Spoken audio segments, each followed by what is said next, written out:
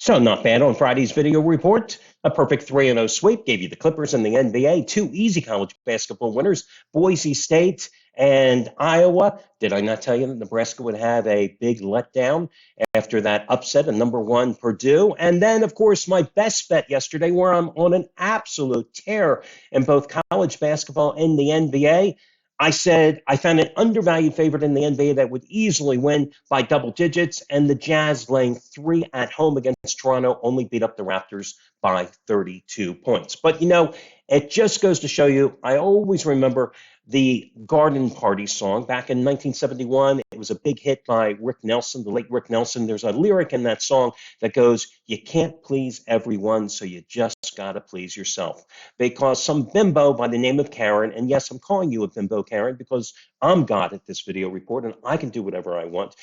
Just another cockroach, because women can be cockroaches too. And listen, guys, I think half of you watch these video reports because they get the free picks, and the other half of you enjoy it because I can be snarky and do whatever the hell I want, because I am God on this video report, because they're my video reports. They don't bother me. The comments don't really bother me. I get amused. I show them to my wife, and she gets a laugh out of them too. But anyway, this bimbo Karen decides to write in and give me a pronunciation education yesterday, because somewhere in the middle of my 9-minute and 17-second video report yesterday, which I do without a teleprompter, there's nothing here in front of me. It all is off the top of my head. Instead of saying Nevada, I said Nevada. Forget about the fact that I told you the Boise State, a 6.5-point road dog, was to play yesterday when most of America, I think, was on Nevada as a 15-1 straight-up team. And I told you, they hadn't played anybody. But she decided to give me the pronunciation guide. Now, I don't know. Maybe I got a burr up her ass. Maybe she had her MAGA hat on backwards. I don't know what her problem was. But listen, as a guy who had 8 years of speech therapy, because I have a major speech impediment. And one of the reasons you may notice that I talk so fast is because I am always searching for words that are floating around in my brain, because sometimes I just can't grab them out of space. And 8 years of speech therapy, and thank God my mother worked with me nonstop, year round, every summer and every night, working on words. I'll never forget the story she told me, because I don't remember, I wasn't there at first grade parent-teachers conference. My mom and dad go in there, and the first grade teacher says that they just started a new speech therapy program in the school district, and thank God, because there's one child in her class that if he said there was a fire in the room, she wouldn't understand.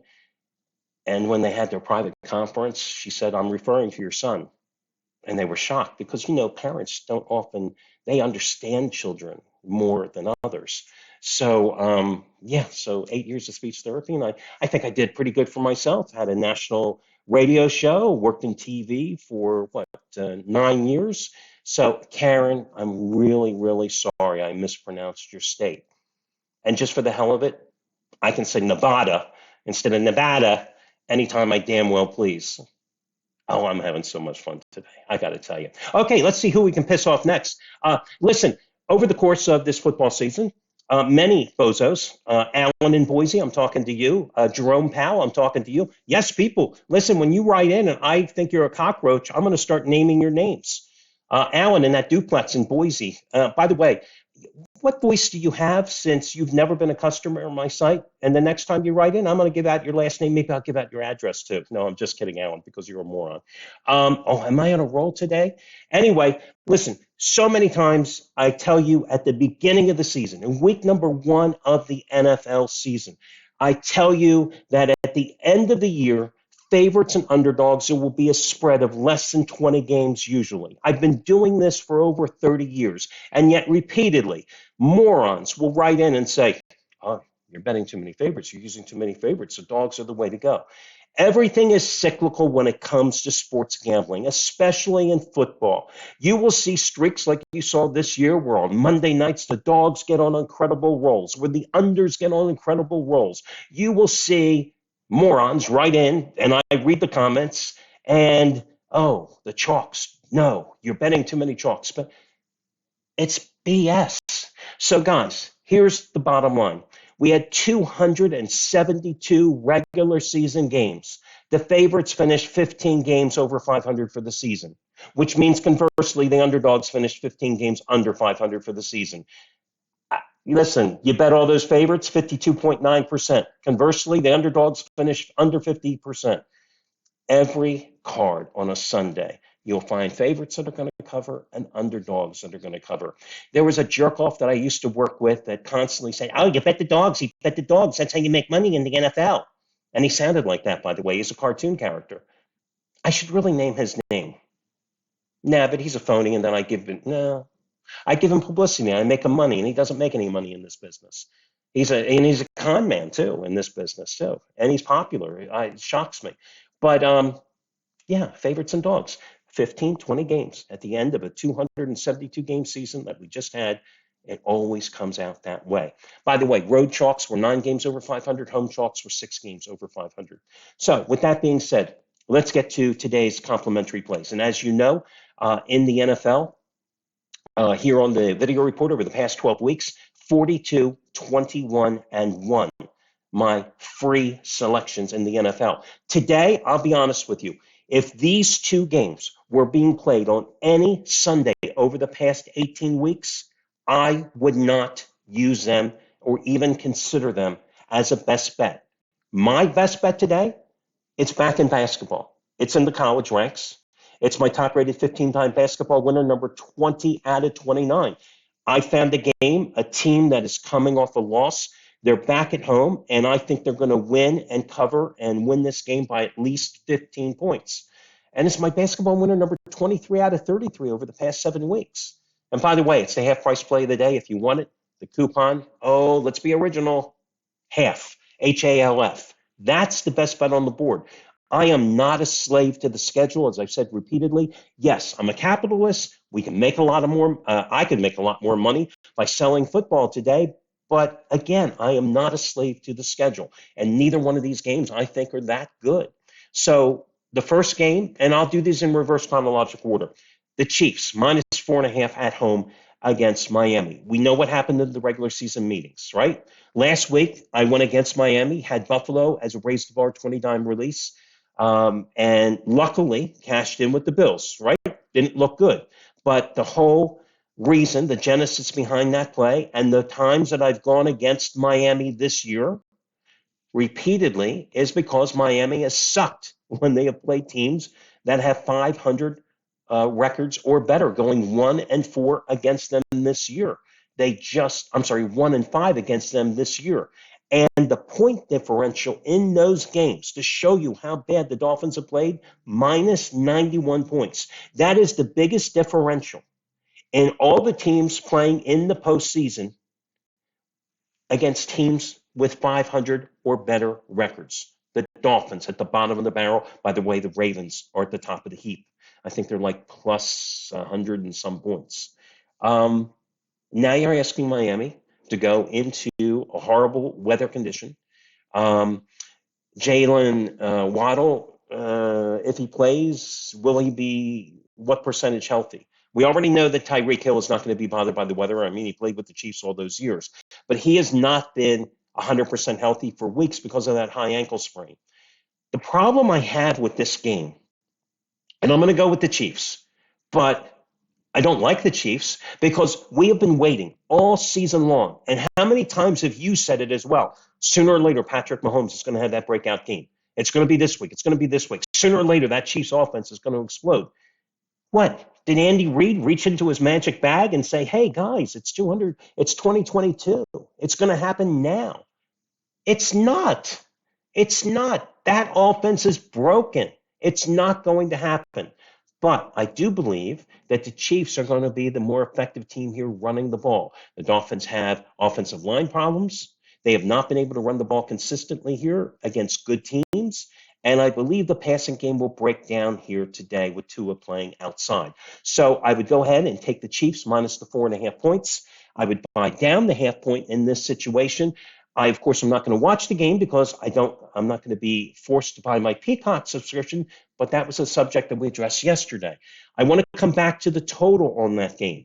A lot of people will say, well, because of the inclement weather, because of the snow, because of the cold, that the under is the way to go. And that total has come down to 43.5 points. I want to give you some interesting stats that I found on The Athletic, a site that I subscribe to. I can't take credit for this, but, it is something for you to consider.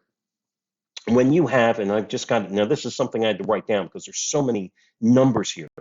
with all playoff games over the past 20 years where the total has been 45 points or less and the temperature has been under 25 degrees. And now consider this for the Chiefs game and maybe for the Buffalo-Pittsburgh game going tomorrow. The over, not the under, the over is 14-4-1. So it's the opposite of what you would think. When it's been really cold, 15 degrees or less, and the total is set at 45 points or under, the over is 5-2. Interesting, right? Now, when it's been cold and windy, and the temperature's under 32 degrees, and the wind gusts have been 15 or more, which you're going to have here in Kansas City time. Well, over the past 10 years in the postseason, there's only been 4 games with such situations. But if you extrapolate the numbers out further and you include regular season games and the postseason games over the past 20 years, in those situations, the over is 14-8-1. And if the total drops under 40, something to keep in mind with the Bills-Steelers game tomorrow, the over is then 7-5-1. Now, what happens when you take a warm weather team like the Dolphins or a dome team, for example, and the temperature is under 32 degrees? Point spread wise, 11-13-1 against the spread the past 20 years. So that fallacy that warm weather teams can't play in cold weather situations, it doesn't bear fruit. And under 25 degrees, which it's going to be in Kansas City today, probably in Buffalo too, but of course, Steelers are used to that weather. Under 25 degrees, 5-6-1 against the spread. So again, it's kind of going back to what I started with. Dogs and favorites covering. Warm weather teams can't play in the cold. It just doesn't hold up. And I've got more stats when we get to the Monday game between the Bucs and the Eagles. We'll talk about that Monday. Now, let's go to the early game. The Browns -2 at Houston. I like the Browns. Listen, what I don't like in this game, and the reason I'm not using the Browns of the 2 games, and I like the Browns more, is that I hate when teams rest their starters in the meaningless final week of the game. Because you've got a team that's playing at peak efficiency, which Joe Flacco and the Browns certainly were. And then you suddenly say, hey, guys, sit down, and then we're going to take a week off, which is great from a rest perspective from these guys, but then we're going to crank the engine back up, and I want you to be at peak efficiency 14 days later. It just doesn't work that way with professional athletes. These guys are they are like fine-tuned cars. You know, they come out, they have a rhythm, they're used to a consistent pattern, and then you suddenly say, hey, sit, and then come back. I like the fact that Houston certainly had that playoff atmosphere last week in Indianapolis, but at the end of the day, even though the Texans have played so well defensively, that Browns defense is for real. I don't think this is going to be a high-scoring game. I don't have that much faith in Joe. I mean, he is interception prone, but I do believe the experience that the Browns have will guide them to this win today. I can see it being a low-scoring game, somewhere like 17-13, 14-10. I like the under here, too. I think 44.5 is just not a real number.